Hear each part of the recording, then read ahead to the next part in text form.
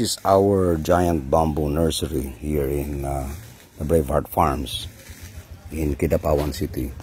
Ito po yung pinapadala namin sa Kabagan, Isabela, doon sa ating mga kaibigan, sila Victor Calderon at saka si Edgar Pagulayan, sapagkat nag-uumpisa pula sila ng bamboo industry sa tulong po ng provincial government ng Isabela and ng Aboitiz Corporation. Ang kanilang unang project ngayon ay ang pagtatanim ng kawayan sa Magat Dam and the other hydropower areas of Aboitiz. That's a very good project.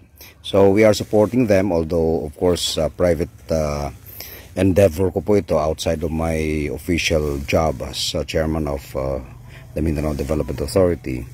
Part po ito ng aking personal advocacy to really encourage Filipinos to take a look at giant bamboo as a way of addressing our problems with climate change, with water conservation, and of course economic activities. Kasi ang giant bamboo after 5 years could actually start an industry in one area, provided of course that you have sufficient population, at least 1,000 hectares, to start a bamboo processing facility. So malalaki na po ito, but this will be sent to Isabela this weekend, and estimated mga 22,000 fully propagated propagules, no? Sapagkat ang tinatanim po rito actually ay yung parang sanga ng kawayan. Yan po yung tinatanggal sa puno ng kawayan and pinapatubo.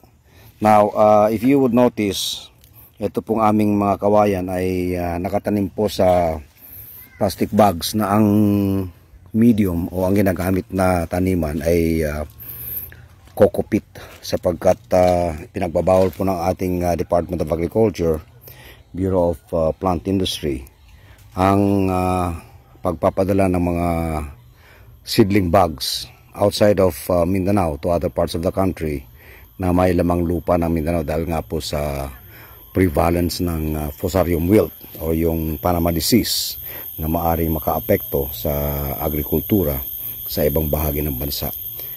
So ito po yung ating nursery, and yung pong gustong mag-acquire outside of our commitment sa Isabela, eh pwede rin po kami mag-share nitong giant bamboo planting materials, provided volume lang po. Hindi kami pwede magpadala ng similya or planting materials na o 5 o 10 piraso through air cargo.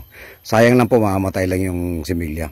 So ang akin pong advice, if in one province or in one community ay interesado po kayo magtanim ng giant bamboo, I encourage you to organize yourselves into one association para pag-order po ninyo ng planting materials ay bultuhan po isang truck.